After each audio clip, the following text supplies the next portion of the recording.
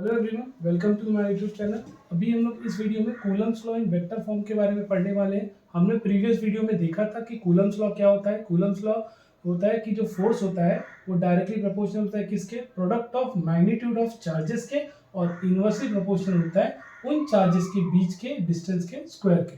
तो अभी यहाँ पे हम लोग कूलम्ब्स लॉ के लिए वेक्टर फॉर्म के लिए हम लोग ने यहाँ पे ओरिजिन है, ओरिजिन से ओ पॉइंट से एक चार्ज प्लस Q1 जो कि पोजीशन वेक्टर r1 डिस्टेंस पे है, वैसे ही एक चार्ज प्लस Q2 जो कि पोजीशन वेक्टर, इसको नाम दिया r2।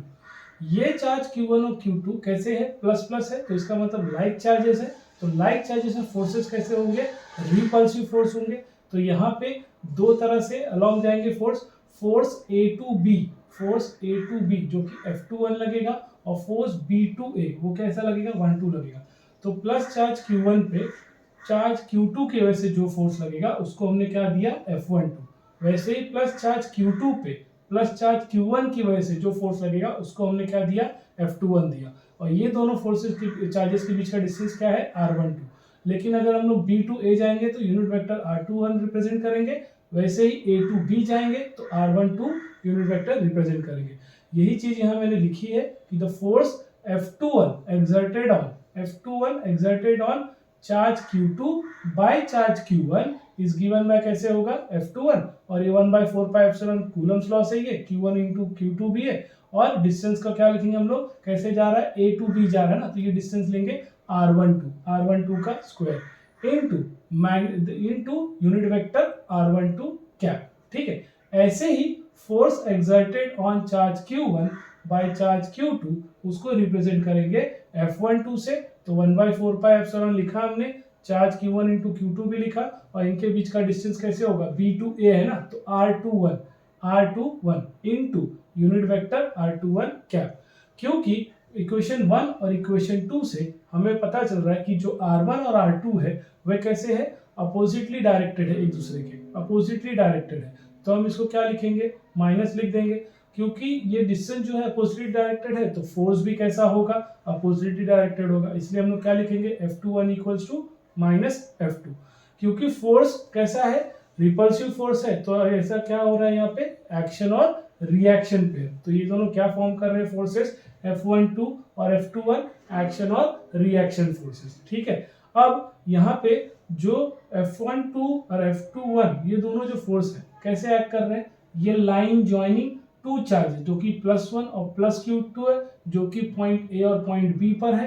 तो ये इनके बीच में, तो ये कैसा हो जाएगा, इलेक्ट्रोस्टैटिक फोर्स हमारा सेंट्रल फोर्स हो जाएगा। कैसा हो जाएगा, सेंट्रल फोर्स। अब अपने महाराष्ट्र टेक्स्ट बुक में तो ये 1 और 2 ऐसे ही दिया गया है, फोर्सेस को रिप्रेजेंट किया गया है वेक्टर फॉर्म में। कुछ कुछ टेक्स्ट बुक में ऐसे भी रिप्रेजेंट किया है कि F12 जो है, जो हमने यहाँ लिखा है 1/4πε Q1 Q2 रहेगा, और R21 को कैसे लिखा गया है वहां पे, R2 माइनस R1 जो कि क्या हो जाएगा, इस यूनिट वेक्टर फॉर्म में अगर हम लोग लिखेंगे तो क्यूब हो जाएगा इंटू R1 माइनस R2 का यूनिट वेक्टर का क्या।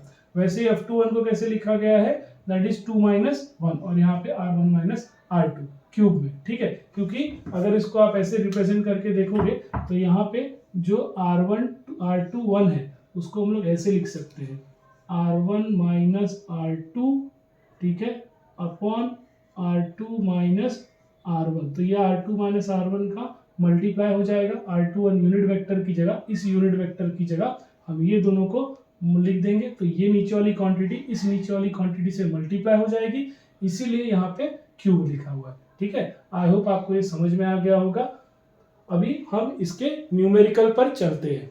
ठीक है, तो फिर आपको अच्छी तरह से पता हो गया, ये दोनों नोट करके रखना, और ये सेंट्रल फोर्स वाला भी। ठीक, तो अभी हमें इसी Coulomb's law in vector form पे एक न्यूमेरिकल है जो कि compare and calculate the electrostatic and gravitational forces between two protons which are 10⁻⁻15 apart, and value of G दिया है जो कि यूनिवर्सल ग्रेविटेशन कांस्टेंट है 6.67 इंटू 10⁻11। मास ऑफ प्रोटॉन दिया है 1.67, वैसे ही मास ऑफ इलेक्ट्रॉन भी जो कि है 1.6 इंटू 10⁻19। ठीक है, जो कि इलेक्ट्रोस्टैटिक फोर्स में लगेगा। तो अभी हमें जो जो गिवन चीज है, ठीक है, जो कि मास ऑफ प्रोटॉन दिया है जो कि 1.6 इंटू 10⁻27 है, चार्ज ऑफ प्रोटॉन दिया है 1.6 इंटू 10⁻19 दिया है। ठीक है, दोनों ही चार्जेस कितने डिस्टेंस पे है, 10⁻15 अपार्ट है।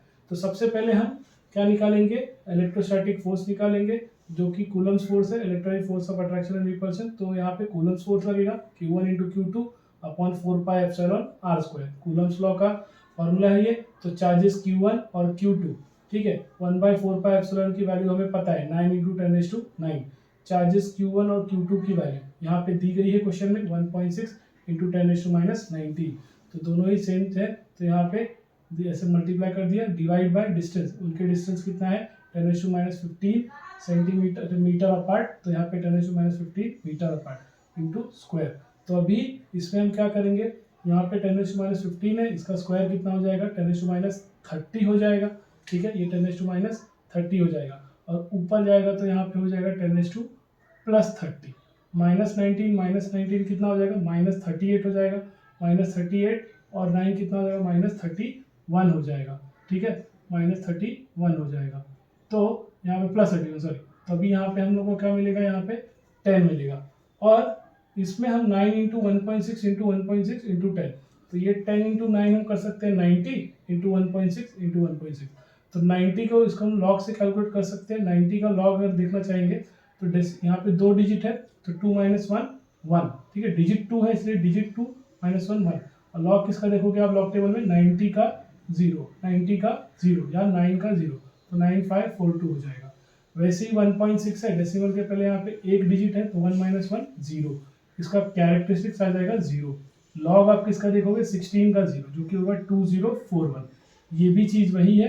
अब ये तीनों को ऐड कर लो, ठीक है। अब इसका हमें एंटी लॉग देखना है, तो एंटी लॉग आप किसका देखते हैं, डेसिमल के बाद वाले नंबर्स का। तो डेसिमल के बाद क्या है 3624 है, तो एंटी लॉग आप देखोगे 36 का 2 का 4, 36 के 2 का 4, जो कि है 2303।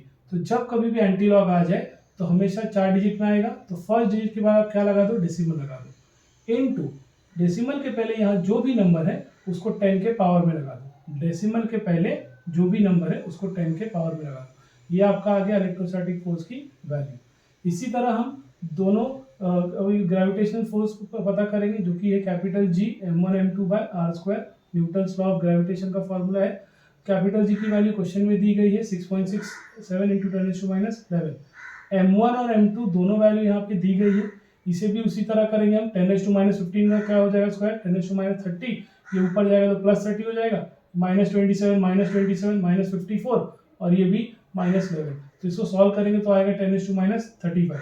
अब यहाँ पे लॉग किसका देखना है हमें 6674, तो 6.674। डेसिमल के पहले कितना डिजिट है, एक है 6, तो 1 - 1 क्या हो जाएगा 0 हो जाएगा कैरेक्टरिस्टिक। लॉग किसका देखोगे आप 66 के 7 का 4, तो 66 के 7 का 4 आएगा 8244। उसी तरह 1.67 है, तो डेसिमल के पहले कितना डिजिट है 1, तो लॉग किसका देखोगे आप 16 के 7 का, कैरेक्टरिस्टिक 0 होगा, और 16 का 7 क्या होगा 0.227। ये तीनों चीज़ों को अगर आप ऐड कर दोगे, तो आएगा 1.2698।